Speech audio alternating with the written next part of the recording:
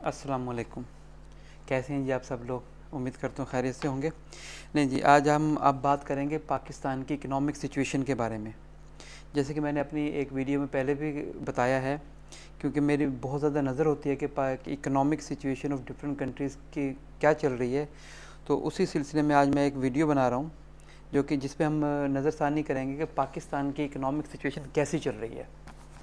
तो ये जहन में रखिएगा कि पाकिस्तान की इकोनॉमिक सिचुएशन को अगर हम ज़रा बैकग्राउंड से जहन स्टार्ट करें 1947 से, तो हमें पता चलता है कि जब पार्टीशन के टाइम पाकिस्तान के हिस्से में बहुत थोड़ी चीज़ें आई थी, लेकिन बढ़ भी सकती थी वो, लेकिन पाकिस्तान में जो इकोनॉमिक स्टेबिलिटी थी वो नहीं आ सकी। अनटिल हम ये कह सकते हैं कि 1960 तक आते आते 1947 से 60 तक हमें बहुत सी गवर्नमेंट्स को चेंज होते हुए देखा। फिर उसके बाद मार्शल लगा, मार्शल वो जो फर्स्ट मार्शल लगा हमारा, उसके अंदर ये चीज़ तो एक अच्छी हुई कि किसी हद तक हमारे मुल्क में डेवलपमेंट हुई। लेकिन जो सबसे बुरी बात हुई 1971 में, जब पीपल्स पार्टी की गवर्नमेंट आई, तो उस वक्त जो उन्होंने नेशनलाइजेशन की पॉलिसी अपनाई थी, वो सबसे एक यूँ कह लीजिए कि टर्निंग पॉइंट था पाकिस्तान की इकोनॉमिक सिचुएशन के लिए। उसकी उसकी वजह ये रही सॉरी कि पाकिस्तान का जो इन्वेस्टर था, प्राइवेट इन्वेस्टर, वो उसी वक्त समझ गया कि अगर हम पाकिस्तान में अपना पैसा लगाते हैं तो उसका बहुत ज़्यादा नुकसान ये होगा कि गवर्नमेंट किसी भी वक्त में इस पैसे को हमसे छीन सकती है, जैसे कि 1971 में नेशनलाइजेशन पॉलिसी के तहत हुआ।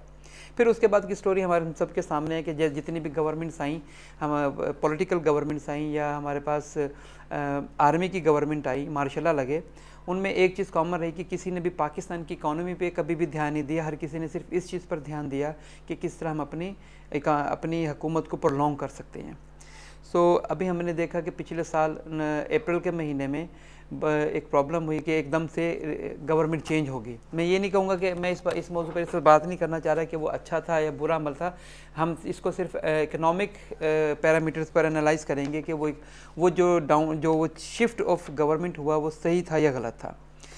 जैसा कि हमने बाद में देखा कि इसी गवर्नमेंट ने जो कि इस वक्त बैठी हुई है, इन्होंने बाद में एक रिपोर्ट भी इशू की, जिसके अंदर उन्होंने बताया कि इमरान खान की गवर्नमेंट के टाइम पर जितने भी इकोनॉमिक इंडिकेटर्स थे वो ऊपर की तरफ जा रहे थे। जैसे कि जीडीपी ऊपर जा रही थी, हमारी अनएम्प्लॉयमेंट रेट नीचे जा रहा था, ठीक है, इस तरह इन्फ्लेशन रेट वो एक जगह रुका हुआ था, इंटरेस्ट रेट वो हम काफ़ी नीचे ले गए थे, हमारा बैलेंस ऑफ पेमेंट वो इम्प्रूव होना शुरू हो गया था।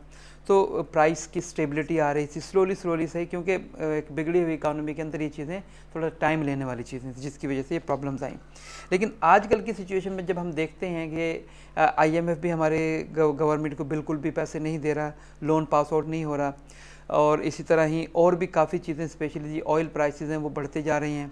एक इन्फ्लेशन रेट वो बहुत ज़्यादा हद तक बढ़ चुका है, डबल डिजिट इतना ऊपर चला गया कि हो सकता है कि अगर यही सिचुएशन रही कहीं ना ये 3 डिजिट हो जाए, और देर आर चांसेस कि हमारी कंडीशन बिल्कुल जिम्बाब्वे जैसी ना हो जाए, जो कि 2007-8 में हो गई थी।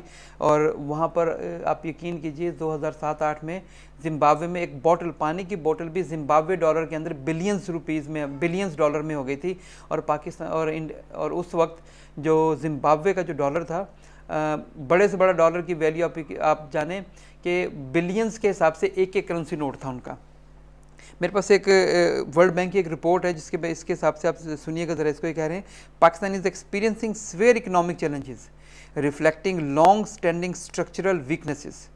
Pakistan made significant progress towards reducing poverty between 2001 and 18, when the expansion of farm economic opportunities and increased inflow of remittances तो पाकिस्तान की रेमिटेंसीज बढ़ गई थी, जिसकी वजह से ये हुआ। तो अब हम अच्छी तरह जानते हैं कि 2001 से 2018 के दरमियान हमारे पास शुरू में परवेज़ मुशर्रफ की गवर्नमेंट रही, जिसने हमें बैंक वो जो सिलसिला चल रहा था कि अफ़गानिस्तान की वार चल रही थी, जिसकी वजह से हमें बहुत ज़्यादा लोन मिल रहे थे, हमें बहुत ज़्यादा एड मिल रही थी। तो ये चीज़ उस वक्त बहुत ज़्यादा हुई, जिसकी वजह से हमारे पास पैसा आया। आगे चलकर ये कहते हैं कि पाकिस्तान की economy is currently under severe stress with low foreign reserves, a depreciating currency and high inflation. तो ये वो कुछ अवामिल हैं जो कि इस वक्त हमें नज़र आ रहे हैं कि पाकिस्तान की इकानमी के अंदर बहुत ज़्यादा प्रॉब्लम क्रिएट कर रहे हैं। Economic activity has fallen with policy tightening, flood impacts, import controls, high borrowing and fuel costs, low confidence and protected policy and political uncertainty. So ये वो कुछ चीज़ें हैं जो कि मैं बता रहा हूँ आपको कि पाकिस्तान के अंदर जो इकोनॉमिक सिचुएशन है उसको बहुत ज़्यादा स्ट्रेस डाल रही हैं और उसके लिए बहुत ज़्यादा प्रॉब्लम क्रिएट कर रही हैं, क्योंकि हम जानते हैं कि इकोनॉमिक एक्टिविटी वो बहुत ज़्यादा नीचे चली गई है, ठीक है, क्योंकि हमने पॉलिसी टाइट की हुई है। पॉलिसी टाइट करने का एक्चुअली मतलब ये होता है कि आपने गवर्नमेंट स्पेंडिंग कम कर दी है। गवर्नमेंट स्पेंडिंग कम करने का मतलब ये हो गया कि अब जो प्राइवेट सेक्टर है, जिसको उम्मीद होती है कि गवर्नमेंट नए नए प्रोजेक्ट चलाएगी जिसकी वजह से उनको कुछ पैसे मिलेंगे और वो भी अपना सर्कल चलाना शुरू कर देंगे, तो ऐसा कुछ भी नहीं हो रहा। गवर्नमेंट ने सब्सिडी ख़त्म कर दी है, लोगों को फ्री चीज़ें नहीं मिल रही। इसी तरह इन्फ्लेशन रेट इतना ऊपर चला गया है कि, और इन्फ्लेशन रेट के ऊपर जाने की वजह से दूसरी तरफ हमारे पास एक और प्रॉब्लम खड़ी हो गई है कि जो बैंक का जो इंटरेस्ट रेट हमारा वो भी ऊपर चला गया है। अब ये वो चीज़ें हैं, इन्फ्लेशन रेट और ये अनएम्प्लॉयमेंट और ये सारी की सारी चीज़ें, हम इसको अपनी इकोनॉमिक टर्मिनोलॉजी में कहते हैं स्टैग्नेशन ऑफ इकोनॉमी हो गई है कि इकोनॉमी एक जगह पर जाकर जमूद का शिकार हो गई है, जो कि आगे पीछे के मूव ही नहीं कर पा रही है अब। तो अब इसको डेफिनेटली उससे निकलना पड़ेगा। हमारी इकानमी जो पिछले साल हमारे सूबा सिंध के अंदर ज़्यादा इसने इम्पैक्ट डाला कि फ्लड जो आया था उसने भी हमारी इकानमी का सत्यानाश कर दिया है। इस तरह हमने इंपोर्ट को जो कंट्रोल किया हुआ है, हम इंपोर्ट कंट्रोल करें, हम जो इंपोर्ट का जो कंट्रोल है वो ओपन ही नहीं कर रहे हैं। क्यों नहीं कर रही हैं? अब ये तो गवर्नमेंट जानती है, क्योंकि वो इसलिए नहीं कर रही कि इससे आउटफ्लो ऑफ डॉलर ना हो जाए, क्योंकि अगर आउटफ्लो ऑफ डॉलर हो गया तो डेफिनेटली गवर्नमेंट के पास जो थोड़े बहुत पैसे बचे हुए हैं वो भी यहाँ से निकल जाएंगे। हमने बहुत ज़्यादा बोरोविंग कर ली है, फ्यूल कॉस्ट वो बढ़ती जा रही है। वो हम जानते हैं कि फ्यूल कॉस्ट तो पूरी दुनिया में बढ़ गया है, लेकिन हमारी इस बेचारी लंगड़ी लोली गवर्नमेंट को इसका बहुत ज़्यादा इम्पैक्ट मिल रहा है। इस तरह लोगों का कॉन्फिडेंस बहुत कम हो गया। आपने देखा होगा कि इन्वेस्टमेंट रुक गई है, जो फॉरेनर थे हमारे जितने भी, उन्होंने भी इन्वेस्ट करना छोड़ दिया पाकिस्तान में, तो जिसकी वजह से इनफ्लो ऑफ डॉलर्स अब कह लें वो बिल्कुल ही कम हो गया है। इसी तरह ही जो प्रोटेक्टिव पॉलिसी है हमारी वो बहुत ज़्यादा हमने उसको कंट्रोल करना शुरू कर दिया है कि पॉलिसी ऐसी बना ली है कि सिर्फ हम कुछ अपनी जो लिमिटेड चीज़ें हैं उनको हम अलाउ कर रहे हैं कि आ जाएँ यहाँ पर, और बकिया को हम नहीं अलाउ कर रहे। और पॉलिटिकल अनसर्टेनिटी, जी हाँ, ये एक बहुत बड़ा फैक्टर है किसी भी इकानमी को बूस्ट करने के लिए कि पॉलिटिकल सर्टेनिटी हो, पॉलिटिकल जो है कंट्रोल होना चाहिए। एक जो गवर्नमेंट आई है उसको 5 साल जो भी उसका टाइम है वो पूरा का पूरा मिलना चाहिए। और एक चीज़ और भी होनी चाहिए कि एक लॉ भी होना चाहिए, अगर हम इन सारी सिचुएशन से निकलना चाह रहे हैं, कि अगर एक गवर्नमेंट ने कोई कानून कोई चीज़ कोई प्रोजेक्ट शुरू की है लेट्स सपोज, तो आने वाली गवर्नमेंट को ये नहीं करना चाहिए कि उन सारे प्रोजेक्ट्स को रोक दे। ये हमारे यहाँ बहुत बड़ी प्रॉब्लम होती है। आप ये देख लें कि मुशर्रफ आया, उसने नवाज शरीफ के सारे प्रोजेक्ट्स रोक दिए। नवाज शरीफ बाद में पीपल्स पार्टी की हुकूमत है, उन्होंने मुशर्रफ के सारे प्रोजेक्ट रोक दिए।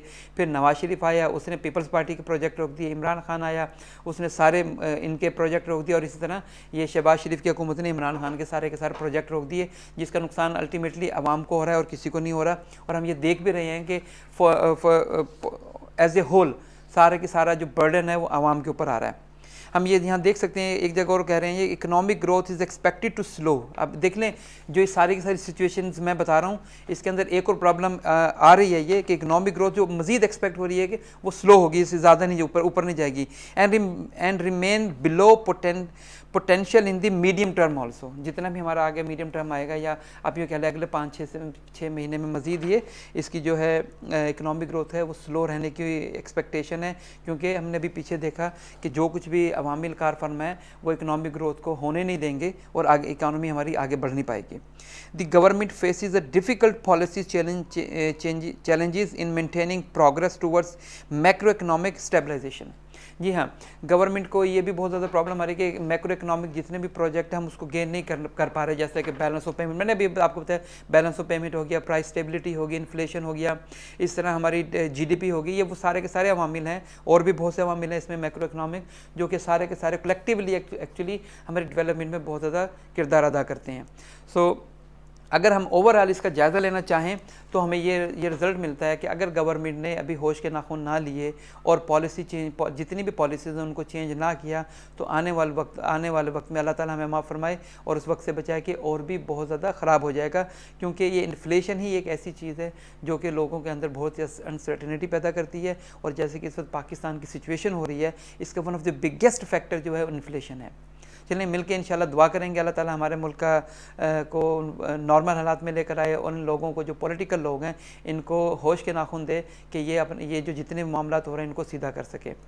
मेरी अगली वीडियो के लिए इंशाल्लाह वेट कीजिएगा। मैं इंशाल्लाह ताला और भी इसी सिलसिले में जो इकोनॉमिक सिचुएशन से रिलेटेड है हमारी मैं अपलोड करता रहूँगा इंशाल्लाह ताला। आप लोगों ने अगर मेरे चैनल को अभी तक सब्सक्राइब नहीं किया तो काइंडली वो भी ज़रूर कीजिएगा। दुआ में याद रखिएगा। अस्सलाम वालेकुम।